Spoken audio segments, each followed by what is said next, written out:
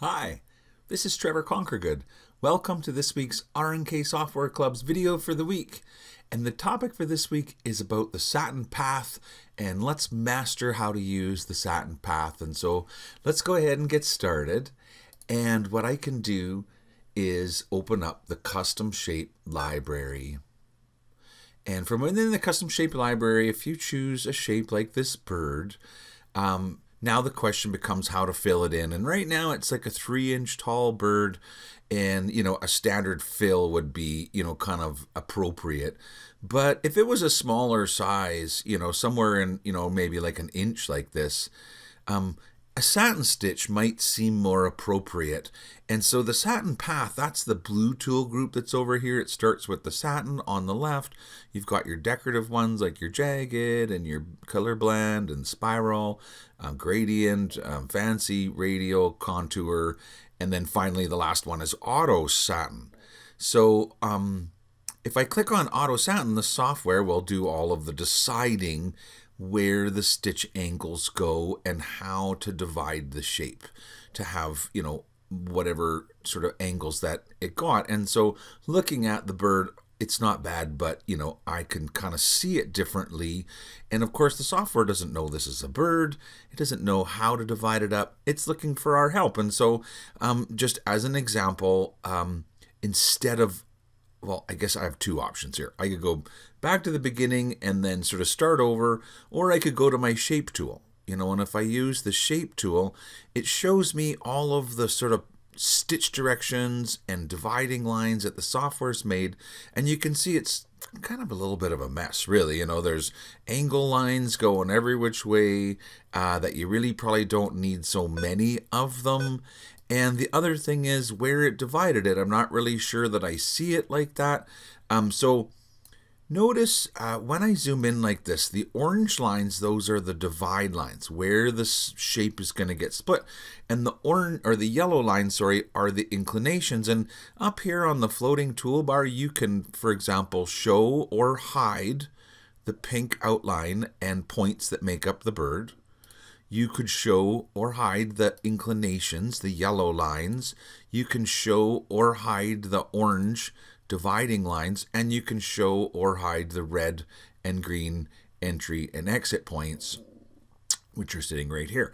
And so if you want to only work on the splitting lines, maybe hide the inclinations so that they're not showing, and even hide the entry and exit. And then you're really just left with the pink outline and the orange lines, and you could decide where do you want it divided, right? And how do you want it divided? And is there a more logical way to divide it? And why are there so many divide lines anyway? And do I need them all? And so the answer to that is no, you don't need all of them. You probably just need one or two. So I can right click over top to choose to add another one or to delete one. So I'll maybe right click and delete several of them. And so, now we're left with just like two of them. And I could put them sort of where I originally saw them. Was like, well, what if this bird had kind of like a left wing and a right wing, and the body kind of went across like that? So now I can hit enter and it'll update. And now I'm looking at the stitches and going to turn back on the inclinations to see, why is it turning here? And I'm not exactly sure, what's going on. There must be some kind of an inclination somewhere.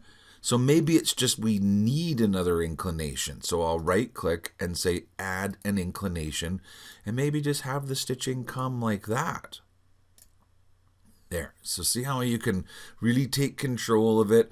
And at the end of the day, when you do the auto, then you get, it might give you a quick result and it might give you the perfect result.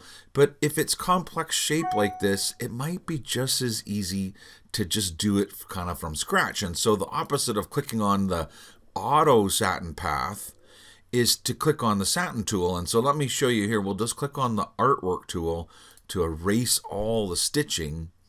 And so if I click on the left-hand tool that says satin, it just sits empty and waits for us. And actually, look, it remembers the divide lines from last time. So that's kind of half cheating.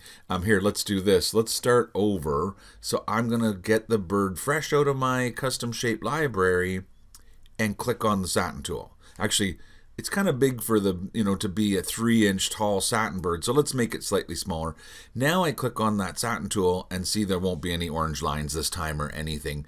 And so it's up to you to decide. So I think I want to put in a stitch direction for this wing. I want to put a stitch direction for that wing. I want to put a stitch direction in for the body like this, maybe a couple of them. And then I'm done with the yellow lines. So I right click. And now the software is waiting for me to, I guess, right-click a second time. And what I'll do, if I right-click over top of the outline, I get an extra menu that says Add Split Lines. So I can do it all at one time. I can do the sort of inclinations and the split lines all at the same, one step, inclination, second step, add split lines. And then if I right-click again, it's now waiting for me to sort of interact with the inclinations, and if I just right-click, it puts it down. So it's kind of a step, step, step. Let's try another shape. So if you get, the banana, and again, it's kind of big for a satin stitch. It's not that you can't, because I can do it at any size, and here's the difference. If I click on standard fill, it's going to be all one fill direction. If I copy that and make the second one be a satin path, and I put in an angle here for this side and then another angle there for that side, right click, and then here, you know why I can't, it's that I'm hiding the entry exit points, because if they're on, this is your chance to set them where you want them to be, because then when you right click, it adjusts the stitching. So they don't look the same, and that's because one of them is a satin stitch with splits and the other one's a pattern fill. But you can make them the same. In other words, I can select this banana and change the satin to be a pattern fill. And when I do, they're going to look a lot more the same because they're both a pattern fill. The difference is this pattern fill is all at one stitch direction. It'll sew kind of like at 0 stitch direction all the way up.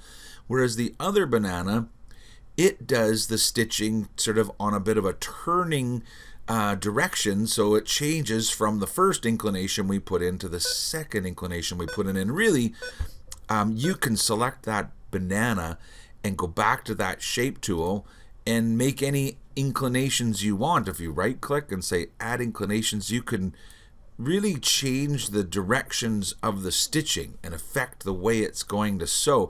Now, this is probably not what you would want it to be, but just to show you can take control of, at this point of the design, I want the thread to be on this angle, and at this point of the design, I want the thread to be on that angle. And the software figures out how to sort of turn all of the stitches so that it meets, those angle lines.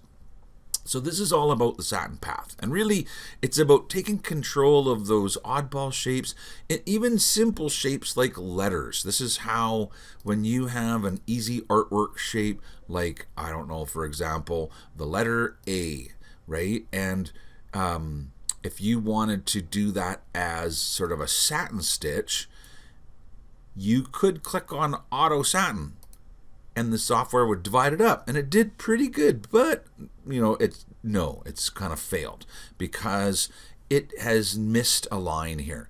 And now that we understand how the tool works, it's not that big of a deal that it's failed, because all we know, click on the shape tool, come in here, oh, this is not organized, I think it needs to have here, that red point's in the way, just hide it. That yellow point probably needed to come down here and be like kind of at that, parallel to the bottom like that. And this one could be kind of organized like that. And what we're missing is right here, right click, add a split line, and then just click and drag to make it go where you want it. Hit enter to update. Bingo, now we've got, and do you like the way the top goes? Because maybe you want to change the stitching entirely. I could right click, I could say to delete that inclination, I could right click, I could say to add a split line, and I could do this, and maybe, now I'm not sure that I want to do it. I could do this, and I could cap it too, and that would be a totally different way of, there's so many ways that we could do the top of this sort of letter, But if we did it all at sort of that 0 like that, see how I can cap it? So this is the secret. It's all about the Satin Path and learning how to use the Satin Path tool to create the different sort of sections of a shape and then set the stitch directions for each section. So I hope you enjoyed this week's RNK Software Club's weekly video. Until next week, have a wonderful day. Thank you for listening, and bye for now.